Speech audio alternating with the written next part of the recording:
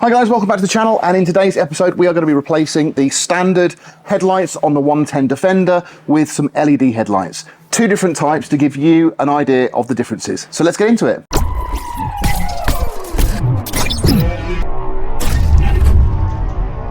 Actually replacing the headlights is a fairly simple job. It should be plug and play. Most units come with a standard ISO fitting.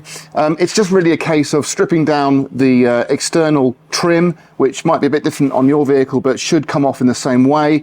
And then we're going to use some brand new mounting bezels that are very inexpensive. They're black. They look a lot nicer, certainly than ours, because ours are all corroded. But they'll do a nice job of finishing off all the detail when we fit the LED headlights. Now, the two LED headlights we're going to be fitting do visually look very different.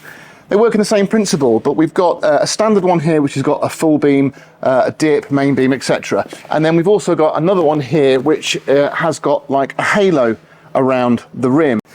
Now, I know these headlights aren't for everybody cosmetically. A lot of people don't like the look on a traditional classic vehicle, and our vehicle is quite classic, but obviously we're working with LR Parts here because they've asked us to test these units on the vehicle out in the weather to make sure they're fit for purpose really before they bring them to market. And that's really admirable, I think, for them, just to make sure, rather than just bringing a product that they've been told is a great product, let's get the product fitted to a vehicle, we'll get it out there in the weather, we'll get to use it, see how good it is, and then if it passes our stringent tests, you'll see it on the market very soon. So let's get stuck in and start replacing these headlights.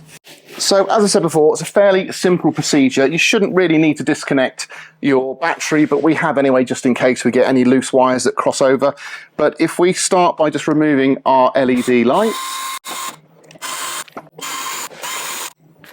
Now, if you're interested in seeing how these should be done properly, fitted, then you can check out the video up above where we actually fitted these LED lights. And that will give you an idea of what's involved. Now, you shouldn't have to disconnect them because we can just move this plinth over to one side, and that will allow us to get access to the headlight. Okay, so we've got all the trim off and we can expose our headlamp, and you can see definitely needs replacing. I haven't touched that with the screwdriver. That's just loose. So that's why we're replacing it, basically. Now look, you can see here, this is all corroded. What I'm going to do is just going to unplug it. So it's literally simple plug and play. So you unplug here, and that is connected to your bulb. Oh, blimey. Just make sure as well that there's no corrosion, which have got a little bit of corrosion on one of those. That could do with a bit of a cleanup.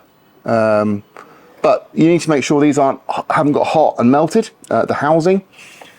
So this is what we are removing. And as you can see here, it's got, well, it had a plate or a bezel on the outside that actually goes around the light bulb itself. And then that's what you actually mount into the frame. So we're going to get rid of that, thank goodness.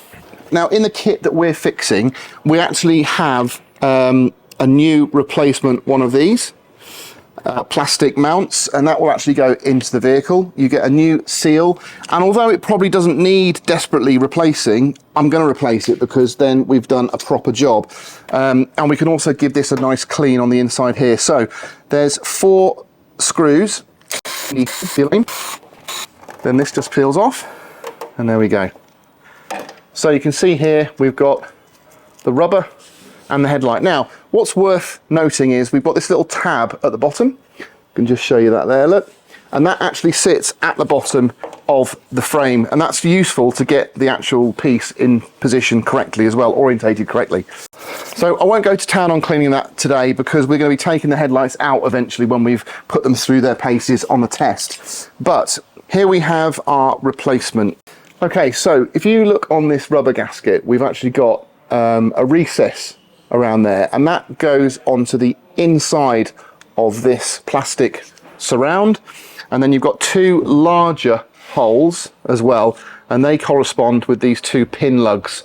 So just line those up. They go through. With this tab at the bottom, just feed your wire through. There should be another one there. And then sit it into position. Now, this lug doesn't go directly straight down, it's just slightly off to the side, and I'll show you, I'll just get it in position and I'll show you that. So you need to use the original screws you removed. You don't get any new ones in the kit. So we've got our wedge here, this little piece tab at the bottom of the ring, and that sits just off to one side but at the bottom. We've then got our 4 screws in place, and we've got our adjustment pin just to the inside here. We now need to mount our ring onto our lamp.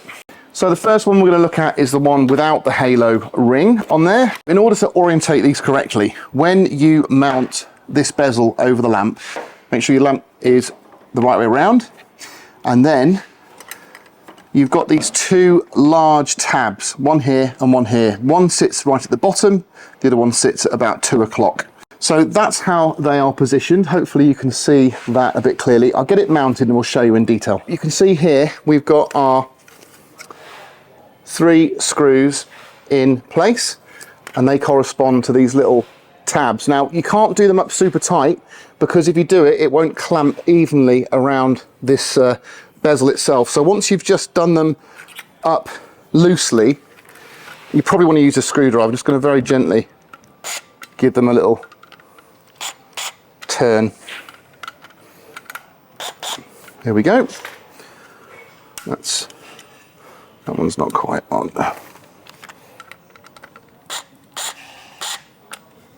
Okay, so that's all tight. We're ready to put that into the vehicle. Now before we put the lamp in place, we just have to fit these adjustment screws. So you can see hopefully on this screw, it's actually got a little catchment gap, and that needs to catch on the frame we've just fitted. So we'll actually rotate the headlight into position, and it will catch on these shapes. So that means we have to put one at the top here, one at the top, and one at 9 o'clock.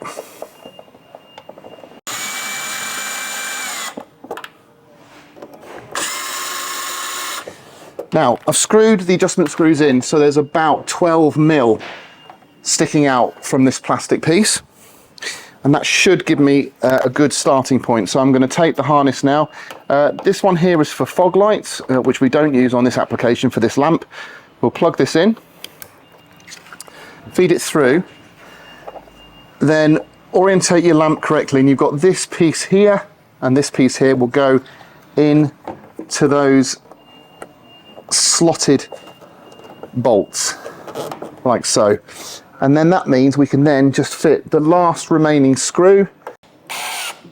Okay, now that's pinned in hard, so that unit now is fairly stable. It's looking straight, so I know it's in correctly.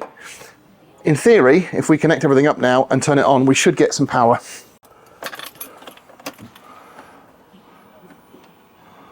There we go. Dip, main beam. Looking good. Now the interesting thing is, can you see on our trim here, we've actually got a recess here and also at the top. And the reason we've got that is so we can adjust the headlight without taking all of this off. So we know where this position goes on here.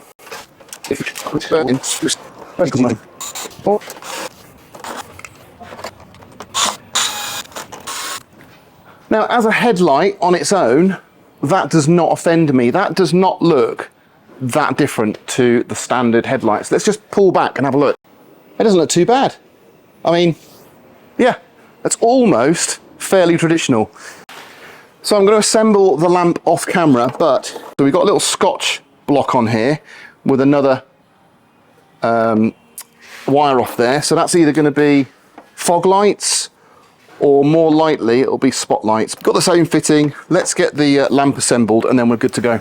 So I just wanted to show you this one before we fit it. Now we've got our positions, our little tabs on there, and because it's a black bezel on a black unit, I think it looks really tidy. So we're going to get that on now. Again, it's just traditional plug and play. On mine, I'm going to use green for DRL, and I'm going to connect it to this. And I think we're good to go. This is the bottom. I think I prefer the look of this light. I don't know why. There we go. And then again, we've just got this little screw we need to fit. Okay, so that is our dip, which looks good. Now if we go full beam, we should get that halo. Yeah, so that is full beam, and we've also got the halo in place. So what we need to do is we need to run an ignition live to that halo ring, which is going to enable us to have it on just by itself. Well guys, that's the fitment part over now. So hopefully if you're fitting new lights, whether they be LED or standard headlights, that will give you a really good guide on to how to do those properly. And let me know what you think of these lights. Now I know LED lights upgrades aren't for everybody, they don't suit every Defender, and I'm not necessarily saying they fit or look good on ours. I am slightly drawn towards the halo one though. I do think that's a nice touch. It's quite a nice stealthy look and it looks good with what we've done on the front, I think. But let me know what you think. Let me know if you would put them on your own vehicle, which ones you would go for, if any. And if you don't like them at all, give us some feedback and let us know why. But for now, I'll leave that with you. And please do give me a thumbs up if you enjoyed the video. Subscribe if you haven't. And I'll catch you on the next one.